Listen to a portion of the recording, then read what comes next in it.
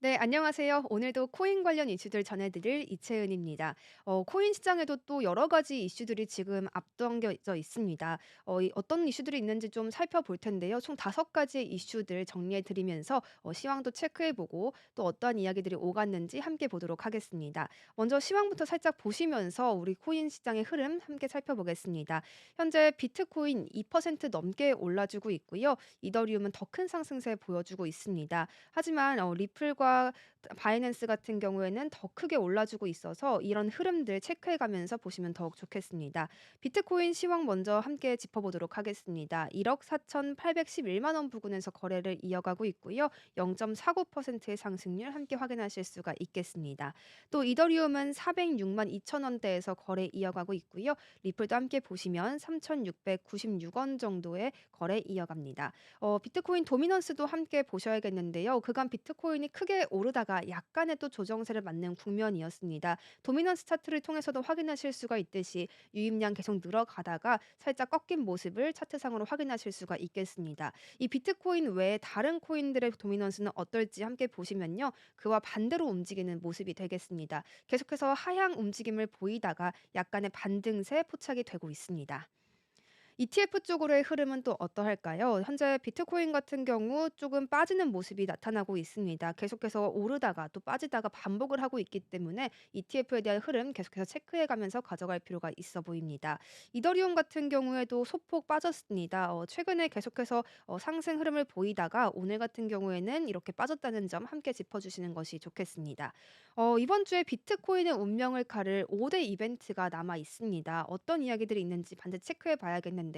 이 시장의 상황에 따라서 또 암호화폐 시장도 영향을 받아가는 만큼 이러한 이슈들 체크해 가는 것이 굉장히 중요해 보입니다. 중요한 변곡점은 좀 맞을 것이다 이런 평가들이 나오고 있는데 5가지 주요 거시경제 이벤트가 남아 있다 이렇게 보시면 되겠습니다. 가장 중요한 경제 이벤트 중 하나는요. 이제 2월 12일 수요일에 발표될 미국의 1월 소비자 물가 지수가 되겠습니다. 시장에서는 이 헤드라인 CPI가 전월 대비 0.3%, 또 전년 대비는 2.9% 오를 것이다 이렇게 평가를 내놓고 있습니다. 변동성이 좀 큰 항목을 제외한 이 근원 CPI 같은 경우에는 월간 0.2%, 또 연간으로는 3.2% 상승할 것이라는 전망이 나오고 있습니다. 이 근원 CPI가 만약 예상보다 높게 나온다면 금리 인하에 대한 기대감이 줄어들 수 있고요. 비트코인과 같은 위험 자산에 대해서 좀 부정적인 투심이 모일 수 있겠습니다. 연준의 목표 인플레이션율이 2%라는 점도 함께 체크해 보면서 가져가야 될 요인이 되겠습니다.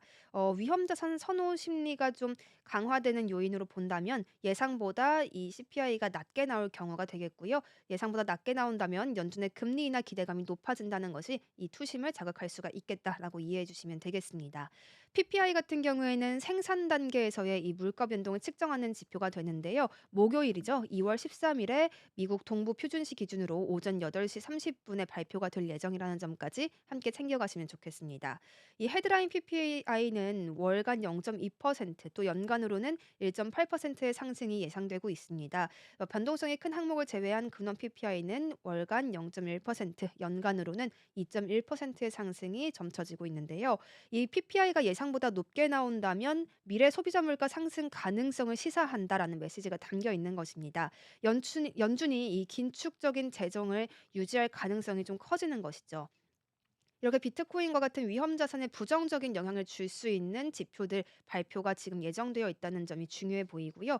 반대로 또 PPI가 예상보다 낮게 발표가 되면 연준이 금리 인하 가능성을 열어두게 되는 것입니다. 시장이 긍정적으로 반응할 가능성이 더욱 높아지는 것입니다.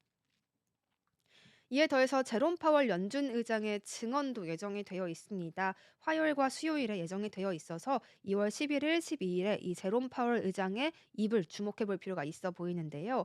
이 의회에서 반기별 증언을 진행할 예정이다라고 합니다.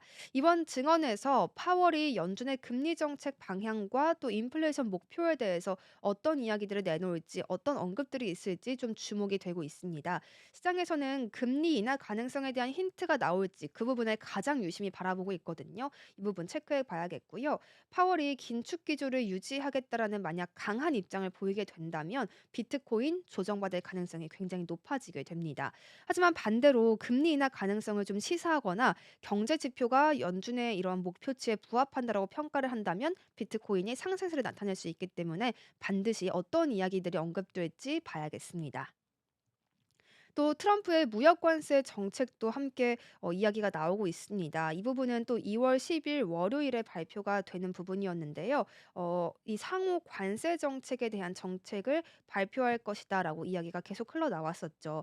이미 캐나다와 멕시코산 제품에 대해서 25%의 관세를 부과할 것이다라고 했고요. 또 중국산 제품에는 10%의 관세를 추가 부과할 것이다라는 이야기를 내놓아서 또 시장이 약간의 충격을 받아가는 모습도 우리가 확인할 수가 있었는데요. 이러한 조치가 미국 내의 물가 상승, 미국 내의 인플레이션으로 이어갈 수 있다라는 가능성까지 계속해서 제기가 되고 있는 상황입니다. 그렇게 된다면 연준의 금리 인하 결정을 좀 늦출 수 있는 요인이 될 수가 있겠고요. 비트코인과 같은 위험 자산 시장에는 부정적인 영향을 미칠 수밖에 없겠습니다. 그래서 트럼프의 이 관세 정책과 비트코인 쪽으로의 수급이 빠지는 것이 연관성이 점점 더 커지는 것입니다. 과거에도 트럼프의 관세 정책 발표 이후에 이 암호화폐 시장 그리고 비트코인이 연이어 하락했던 점이 있었기 때문에 이번 조치가 시장에 또 어떤 영향을 미칠지 주목이 계속 이어지고 있습니다. 마지막 다섯 번째는요. 이 코인베이스의 실적 발표가 2월 13일 목요일에 예정이 되어 있다는 것입니다. 이번 주 마지막 주요 이벤트는 바로 이 미국 최대 암호화폐 거래소인 코인베이스의 4분기 그리고 연간 실적 발표가 되겠습니다. 코인베이스는 2024년 4분기 실적을 발표할 예정이고요. 암호화폐 시장에 큰 영향을 미칠 수 있는 요인으로 평가받고 있습니다. 코인베이스가 예상보다 좋은 실적을 발표하게 된다면 암호화폐 시장 전반의 신뢰도가 높아지게 되겠고요. 이는 비트코인과 알트코인 가격이 긍정적인 반응을 보이는 가능성으로 연관이 될 수가 있겠습니다. 하지만 기대 이하의 실적이 나온다면 또 투심이 위축될 수가 있겠고요. 시장 조정까지 유발을 할 수가 있겠습니다. 코인베이스의 지난 3분기 실적을 한번 본다면요. 시장 예상치를 밑돌았었습니다. 하지만 4분기 동안 비트코인과 이더리움이 각각 48%또 28% 상승했다는 점을 고려한다면 3분기와 4분기의 실적은 좀 엇갈릴 수도 있겠다는 기대감이 모이고 있는데요. 거래량이 증가하면서 실적이 개선됐을 가능성이 높게 평가받고 있습니다. 비트코인은 현재 이 97,770달러 선에서 거래를 이어가고 있는데 이번 주에 이렇게 발표될 거시경제 지표에 따라서 10만 달러를 다시금 돌파할 수 있을지 그 부분이 굉장히 중요해 보이고요. 이러한 각종 지표들 또 정책적인 변수들 향후 방향성을 결정할 중요한 요인이 될 것으로 보이니만큼 계속해서 관심 가져주시는 것이 좋겠습니다. CPI와 PPI가 예상보다 높게 나오게 될 경우 연준의 금리 인하 기대감이 줄어들게 된다는 것 다시 한번 정리해 드리고요. 비트코인 상승에 제한을 걸 수가 있겠습니다. 하지만 인플레이션이 예상보다 낮거나 파월이 금리 인하 가능성을 시사할 경우에는 또 비트코인 10만 달러 돌파를 시도할 수 있습니다. 이 부분 체크해 가시면서 계속해서 비트코인과 암호화폐 시장의 움직임 우리가 살펴봐야겠습니다. 트럼프의 관세 정책 또 코인베이스의 실적 발표가 시장 심리를 변화시킬 가장 중요한 요소로 평가받고 있다는 점도 기억해 주시면 좋겠습니다. 이번 주 이렇게 다양하게 발표될 여러 지표들 또 정책들 비트코인의 10만 달러 돌파를 정말 이끌어낼 수 있을지 아니면 조정 국면을 이어가게 만들지 시장에 관심이 모이고 있습니다. 얼마 전 큰 이슈였던 트럼프 코인에 대한 이야기도 짚어봐야겠습니다. 대폭 하락한 모습 때문에 또 시장에서는 굉장한 여러 가지 이야기들이 나오고 있는데요. 글로벌적인 무역 긴장이 폭락을 유발했다라는 평가도 나왔습니다. 사상 최저가로 지금 추락을 한 모습입니다. 하루 만에 최고 11%까지의 급락을 보였고요. 14달러 29센트까지 가격은 떨어졌습니다. 주요 지지선이 무너지면서 나타난 하락세이기 때문에 시장에서는 더 부정적으로 평가할 수밖에 없겠습니다. 최근 30일간의 폭락이 좀 가속화될 수밖에 없었던 요인이 바로 이 지지선이 무너진 것에 또 있었습니다. 특히 이번 주에는 16달러 지지선이 붕괴가 됐고요. 출시 이후에 있었던 대부분의 상승분을 반납한 상황이 되겠습니다. 이 트럼프 코인의 급락은 미국 정부의 추가 관세 부과에 따른 시장 반응과 좀 직결이 되어 있다라고 평가가 됩니다. 현재 이 코인의 시가총액은 32억 달러로 축소가 됐습니다. 24시간 동안의 거래량은 15억 6천만 달러에 달해서 강한 매도 압력을 좀 시사하기도 합니다. 현재 트럼프 이 코인은 $16 선에서 거래가 되고 있고요. 5% 정도 하락한 상태 24시간 기준으로 파악을 해볼 수가 있겠습니다. 하지만 $14억 이상의 일일 거래량을 유지하면서 높은 유동성을 보이고 있다는 점 때문에 이 투기적인 관심이라던가 기관 투자자들의 포지셔닝은 계속되고 있음을 또 파악할 수가 있겠습니다. 트럼프는 트럼프 전 이 대통령의 다시금 취임을 앞두고 출시가 됐고요. 파이트 파이트 파이트라는 구호와 함께 정치적 저항의 상징으로 떠오르게 됐습니다. 하지만 최근 글로벌 무역 분쟁 속에서 미국 관세 정책의 영향력을 반영하는 지표로 작용을 좀 하고 있습니다. 전문가들은 현재 기술적 지표나 펀더멘털 요인 모두 회복 신호를 제시하고 있지 않다라고 평가를 내놓고 있습니다. 글로벌적인 경제 불확실성이 계속된다면 또 트럼프 코인의 미래 역시 불확실한 상황이 되겠고요. 트럼프의 지속적인 하락은 암호화폐 시장이 거시경제 환경에 얼마나 또 취약한지를 보여주는 사례로 평가를 받고 있습니다. 반면에 솔라나 같은 경우에는 강세 패턴을 형성하고 있다는 평가가 이어집니다. 시장 모멘텀이 강화된다면 $565까지 또 이어질 수 있다는 전망이 나왔는데요. 자세한 이야기 살펴보시겠습니다. 솔라나의 가격이 상승 삼각형 형태를 만들고 있다라고 하는데요. 강세 돌파 가능성을 높이는 형태라고 보시면 되겠습니다. 솔라나는 1월 $290까지 상승한 이후에 조정을 좀 맞았었습니다. 2월 초에는 $200까지 하락하는 그런 조정 국면을 좀 강하게 맞았었는데 여전히 상승 삼각형 패턴을 유지하고 있다는 점에서 고무적입니다. 기술적인 분석에 따르면요. 이 패턴이 완성될 경우 목표가는 $565까지 열려 있다라고 상방을 가능성을 열어줬습니다. 분석가 알리는 솔라나 가격이 $245를 돌파할 경우에 대규모 청산이 좀 발생할 수 있다는 점을 강조를 했고요. 또 강한 상승 모멘텀도 함께 형성될 수 있다고 분석을 했습니다. 청산 히트맵 데이터에 따르면 $245 부근에 대규모의 공매드 이 숏 포지션이 쌓여 있고요. 이 가격대를 상향 돌파하게 된다면 매도 포지션이 강제로 정리되면서 추가 상승이 발생할 가능성도 큽니다. 기술적인 분석에 따르면 이 솔라나의 주요 저항선은 $220 그리고 $250가 되겠고요. 이 구간을 돌파할 경우 심리적 저항선인 $300를 향한 강한 상승도 예상이 되고 있습니다. 반대로 지지선은 $190 정도에서 형성이 되고 있는데 이 지지선이 무너질 경우에는 추가 하락 가능성 당연히 열려 있겠고요. $180 부근까지 조정이 발생할 가능성도 함께 염두에 둘 필요는 있겠습니다. 이 기술적인 지표를 한 가지 더 살펴보면요. 이동평균 수렴 발산 지수에서 파란 선이 시그널 선을 상향 돌파하면서 강세 신호를 보여주고 있는데요. 이 상대 강도 지수도 봤을 때 56 수준을 유지하면서 중립선인 50 그 위에서 거래를 이어가고 있기 때문에 상승 모멘텀이 아직 살아있다는 점을 함께 볼 수가 있겠습니다. 전반적으로 솔라나의 가격은 상승 삼각형 패턴 내에서 움직이면서 강한 돌파 시그널을 보내주고 있고요. $245 이상에서 강한 상승이 발생한다면 $300 돌파 이후에 또 최종 목표가인 $565까지 상승할 가능성이 제기되고 있다. 이렇게 정리해 보시면 더욱 좋겠습니다. 크립토판에서 한 가지 또 논란거리가 떠올랐습니다. 이더리움이 비트코인보다 더 건전한 화폐인가에 대한 주제인데요. 이더리움 재단의 연구원인 저스틴 드레이크가 이더리움이 발행량 감소로 인해 곧 초사운드 머니가 될 것이다 이런 주장을 했습니다. 이 부분이 또 논란으로 이어지고 있습니다. 드레이크는 이 비트코인에 대해서는 공급량 한계가 다가오기 때문에 사실상 끝났다라고 평가를 내놓았는데요. 드레이크 연구원은 소셜미디어를 통해서 이렇게 이야기를 했습니다. 이더리움이 다시 초사운드 머니가 되려면 발행량이 줄거나 또는 소각량이 증가하는 방식이 있어야 한다고 이야기를 하면서 두 가지 모두 일어날 것이다라고 전망을 내놓기도 했습니다. 이더리움은 2022년 머지 업그레이드 이후에 디플레이션 구조를 보였습니다. 하지만 2024년 4월에 덴쿤 업그레이드 이후에 발행량이 또 증가하는 모습을 보이기도 했는데요. 이 덴쿤 업그레이드는 레이어 2 네트워크 거래 수수료를 낮췄지만 소각량 감소로 이어졌다는 것이 그의 설명이었습니다. 드레이크는 비트코인과 이더리움 발행량을 좀 비교를 하기도 했습니다.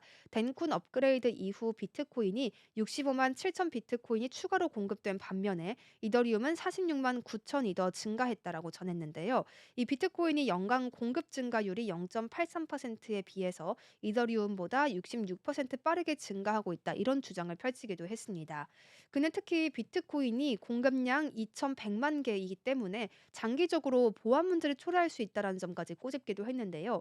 비트코인 네트워크에서 채굴자 수익의 대부분이 이 블록 보상에서 나오고 있고 네트워크 수수료 비중은 최근 1%에 불과하기 때문에 보안 유지가 어렵다 이렇게 평가를 한 것입니다. 이에 대해서 비트코인 애널리스트 제임스 책은 이런 이야기를 했습니다.